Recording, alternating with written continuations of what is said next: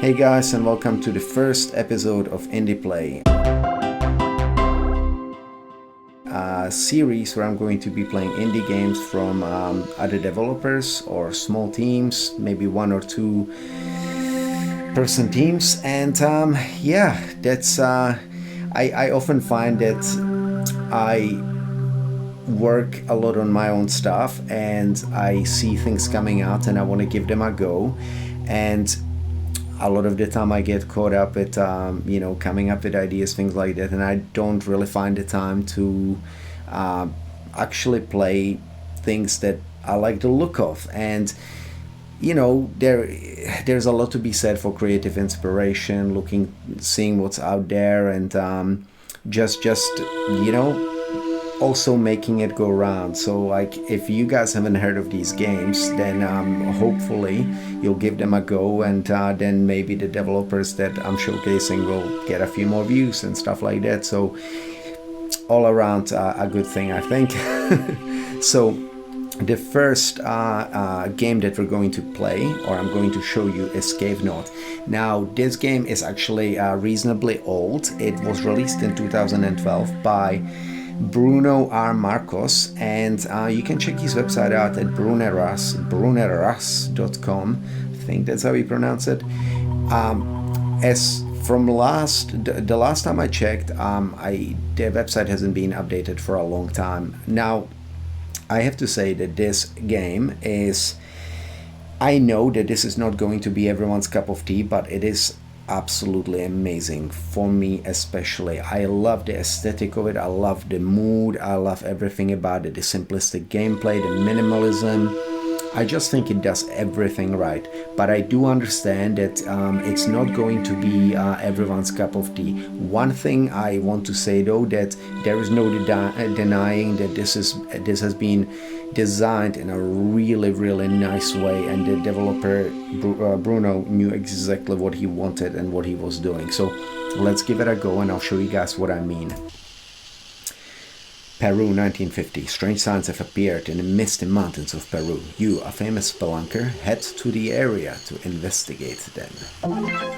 Alright, so here we've got our little guy, a spelunker, a fire, and what looks like maybe a chair or something like that. It is your tent, and a snake. Now, if I run into the snake, then obviously bad things will happen. So you get a reset in your original position. So I've played this before. Obviously, that's why I'm showcasing it or telling you guys about it. But just want to explain a couple of things. So the main thing about this game is just avoidance and a little bit of digging later on. Okay, so here you see some frogs. Most of the enemies at the start. I haven't gotten terribly far, quite far, but not towards the later levels where I think things get a little bit more difficult. But most of the enemies at the start seem to be on a path, but it's actually quite clever in the way it works, because right now, okay, so you can't walk into those spiky bushes either, the shrubs. Right now all you have to do is just avoid, okay? However, what's going to happen soon is you're actually going to collect a spade. And the spade will allow you to, I think the spade is up the top somewhere. So I'm going to go back because I think I missed it. Oh yeah, here to the side. That's where the spade is. Now the spade will actually allow you to take down some of those shrubs. So I can hide here. Right now it's all about timing, that's all it is. I'm just gonna make sure. Okay, so the frog seems to be going around that way. Should be okay if I go up. Alright, snake, no! The snake is just going up and down, so it should be good. Problem is the top one, so that gap right there is safety. Okay, so once the snake goes down, I can step out. I'll hide here.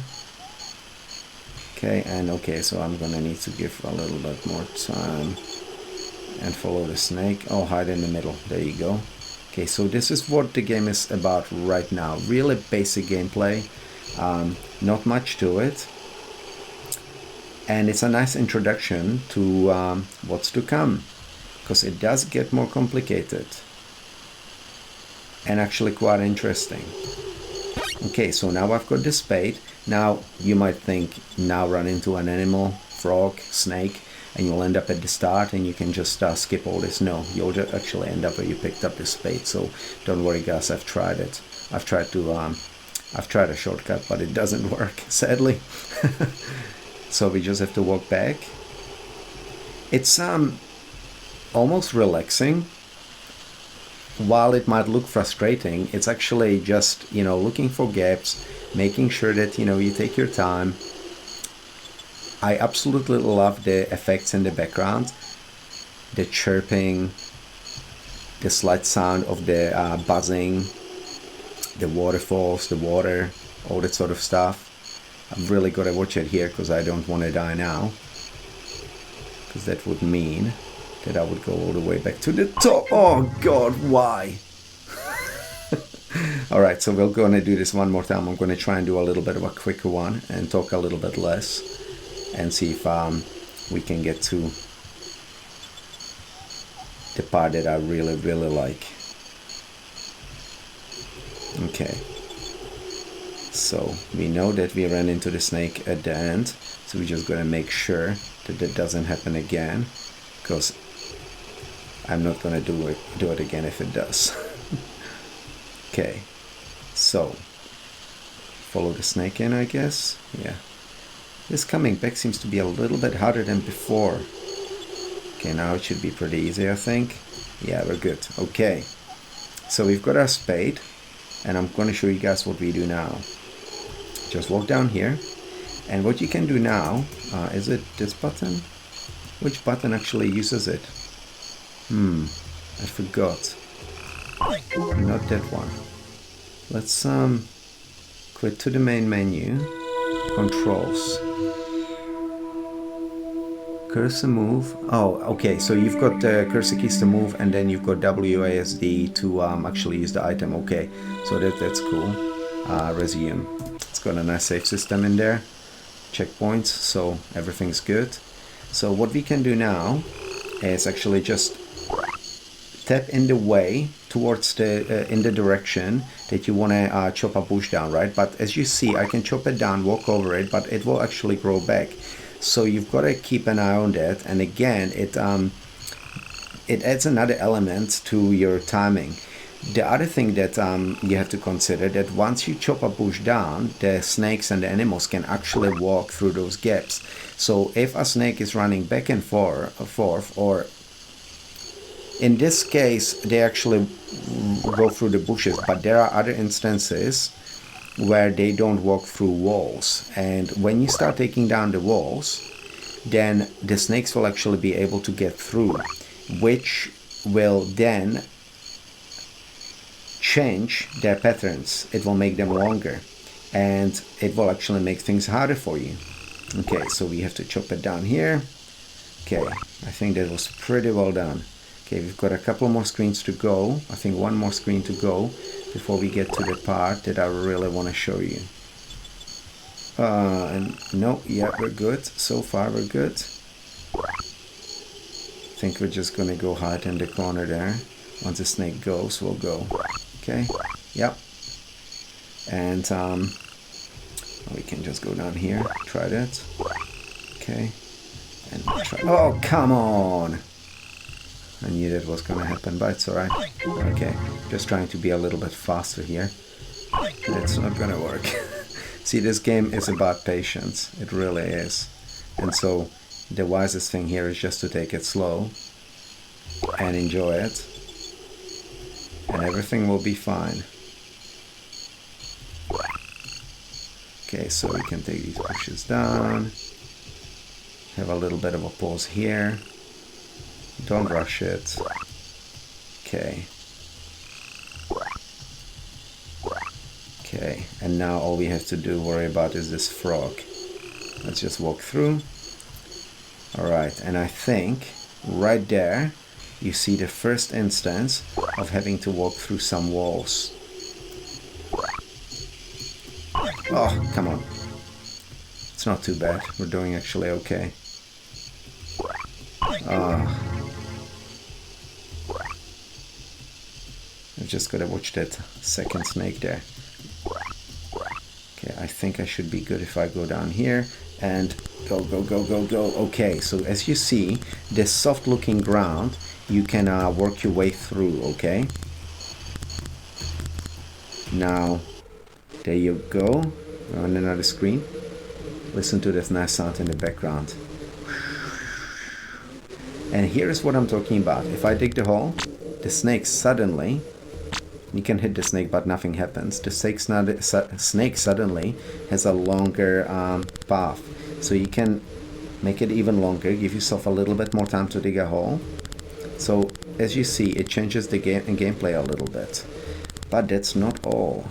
Right here, I'm gonna introduce another thing. Oh, what was that? Oh, it's a frog. So we have to actually make sure that we give the frog some space to move. Dig? Oh no, okay. Yeah, I know, all good. So this is going to be a little bit of a tight one, because we have to dig, walk back, dig and walk back, go through, okay. Almost there. And look at this. Beautiful.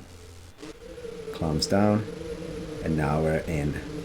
Okay, so you obviously don't walk back onto the ladder because you climb back up, and now we're inside the tomb, or the underground passages.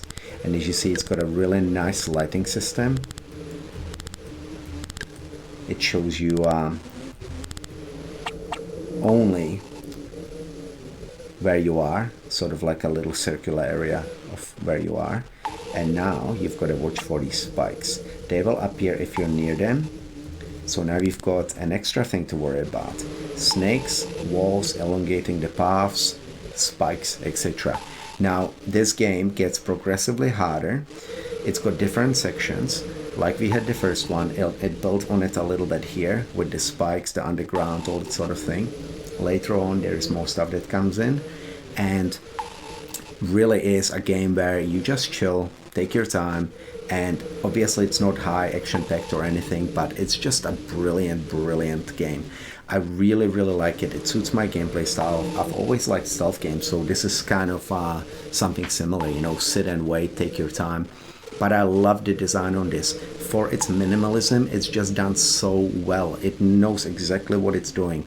And I always talk about minimalism done right. Absolutely love this game. I wish that more people knew about it. I wish it was ported to more devices. As far as I know, it's only on Windows. And I don't know what Bruno is doing now.